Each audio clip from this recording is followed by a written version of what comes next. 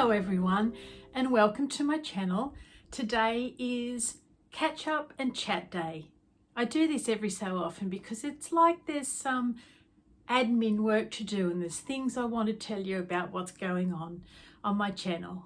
I've been away, so it's always a bit tough trying to catch up on your work, especially when you've got year-long projects that you can't take with you when you do go away. So I have caught up on my temperature blanket.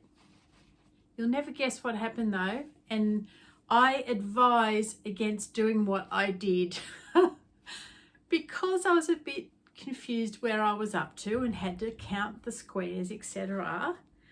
I went back to the start and I found that 2 of the squares were put in the wrong place. So yes, I frogged this whole thing back to 4 squares. Can you believe I did that? Oh, I just couldn't leave them. But if I didn't know that had happened, it wouldn't have worried me, would it? I would have just went on my merry way and not known a thing. Anyway, so that is something that has also taken up extra time. That's totally unexpected, but I'm happy with it now that it's got some more colours happening. You may not know that greys and purples really aren't my thing, but I really wanted to use this yarn up because it was looking at me and calling out to me for many, many years. So it really looks a whole lot better now that there's more colours added in. Imagine when we start adding these. It's going to be really lovely then. So winter, come on winter. I love winter. Anyway, there's lots of you who are well underway with your temperature blankets. I do see them on Instagram, and I thank the people that have sent in photos of their temperature blankets to me via email. I will put together a slideshow. I'm going to make it towards the end of Feb, so each month I'll do a slideshow of everybody's work for that month. But thank you to those who have emailed me photos. That's much appreciated. If you would like to send me photos of your updates for your temperature blanket or any other project that you've made from my channel, I will pop my email address in straight after this, okay?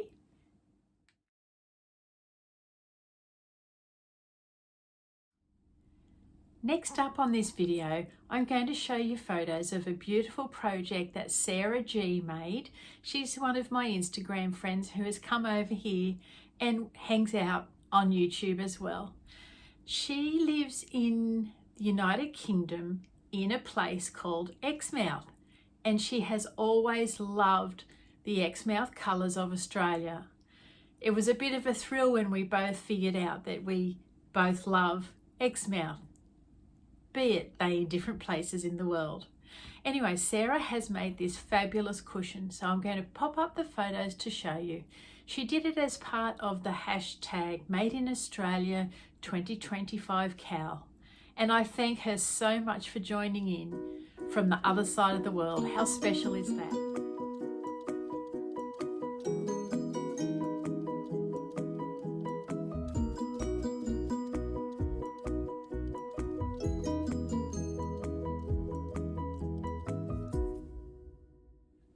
And also, Geraldine made the cutest little rustic flower pouch, one of my patterns here on YouTube.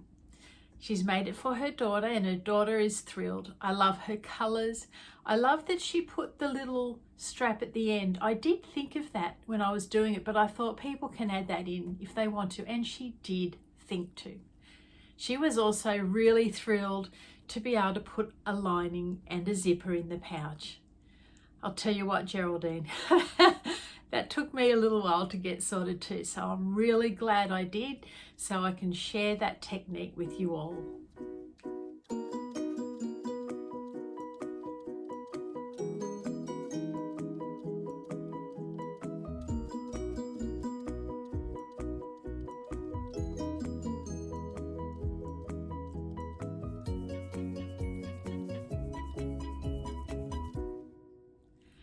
Our 2025 sampler blanket squares are going along so well. I'm so happy with them. I can't remember all their names just here without looking it up, but I think that one is the Crunch. I think that one is the Mini Bean. That one must be Grit. And we've got the Boblet. So that's 4. I was going to do 2 squares per month, so we would have 24 squares for the year. Now my little fingers are itching. I can't help myself. I've been searching through my books and things that I've saved on Pinterest, and I have found 32 more patterns that I want to share with you in this project. So I might add some extras in. You can choose to use them or not. So dip in and dip out. You can use whatever you like, because some of you are using a bigger size square. So you may not want 32, 36 all up in your blanket. And then again, you may. So what I love about being on YouTube is creating patterns and projects that have enough flexibility for you to make it your own, to use me and my videos as a guideline, and to make things your own is really, really making me so happy. I'm loving that about being here. I think it's just the best, because for me, if I was to make a set pattern for each of the projects that I've made so far, the frustration would be high, because I can't choose. I can't just choose one thing and go with it. Oh, you've really got to know, you know when you know, to be able to do that. So I love the flexibility. I offer the base, and you guys go away and use my base and make it your own. And then send me photos back, and I find that just so lovely.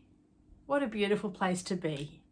I still have 2 of last year's whips to do, which I can't see them getting done in any time soon. It is these granny squares, and also these hexagons. So I'm making more halves to go with that.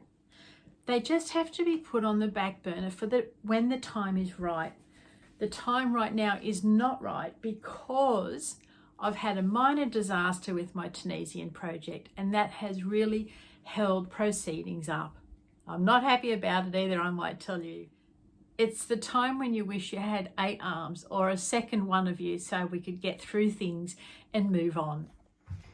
Let me show you where my Tunisian project currently is.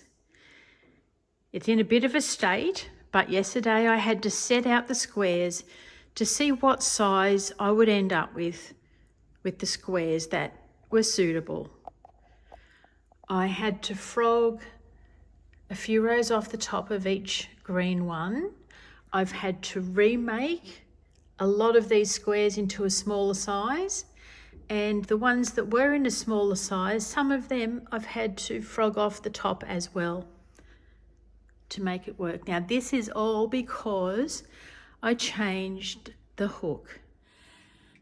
You may not have seen the video I did recently explaining how I started the Tunisian project with my very cheap and still very lovely bamboo Tunisian hooks. Now, I was finding, and also because I'm using cotton, which doesn't have any stretch, that I was getting really bad nerve pain, and it was affecting my performance. So what I did was change over to the Knit Pro Amore Tunisian hooks, same size. The only difference I realized later was this one is tapered and this one is an inline. Now this inline hook created the squares quite a bit smaller than the bamboo. I think I'd only made 4 or 6 of the coloured squares, but I'd made all the green ones. So I was just kind of flattened really. So I pulled myself together. I had a look at what I had to use and did some frogging from the top of squares that were, you know, nearly the same width as my other ones. I've totally redone some of them, and I don't have as big a blanket as I set out to make, but I'm a-okay with that. It's still a nice baby size. So today I need to get those yarn ends sewn in so that I can start joining these Tunisian squares. And I need to show you a join that you can use when all of your squares aren't the same size. You really need a join, not like a single crochet or anything where it butts up neatly. It needs to be a join that can move, and that will solve a lot of problems. Now, the reason I'm frustrated with slow going is because as soon as I finish the Tunisian blanket, we are going to start making another one of these granny square blankets. It is 4 big granny squares joined with the continuous join to make one. Now I'm going to go for a totally different colorway. Actually, after this, I'll pop up my inspiration photo for you. Totally different colorway. I'll do the same border for you if you would like to use this one, and I might do a different one as well. 2 for 1. There you go again, giving you options in the projects, and I really, really like that. So this is just weighing on my shoulders, champing at the bit, wanting to get started. I really do wish I had 8 arms.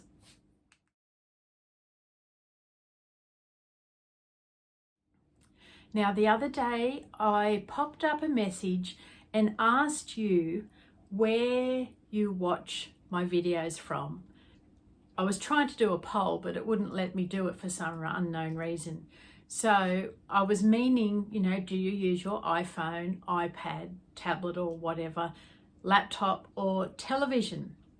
Because a few days ago I popped myself onto television just to see what it looked like, and I was not impressed. The quality on our television it looked grainy, it sounded a bit muffled, it just wasn't right, because I was starting to wonder if I need to use more than just my iPhone to record our videos. But most of you came back, well no, all of you came back and said that you either use your iPhone, iPad or tablet. So I was relieved, because I don't have the money at the moment to fork out for a good camera, nor the money for another laptop, because the laptop my hubby has got would not cater towards this if I was to film this on a GoPro. So I really want to stay with the iPhone for as long as I can. Maybe when I start earning some money, if I get monetized, I could upgrade to a better camera. That would be good. We'll see what happens. But in the meantime, it's just so quick and easy to do it on my iPhone. Then I can lay down and rest and do the editing at the same time, because I do need quite a bit of horizontal time in the day because of this nerve compression. That's a whole nother story. So I think I've covered everything that I wanted to get through today with you. Basically just some updates, just to let you know where things are at and what's coming in the near future. I really love being on YouTube with you.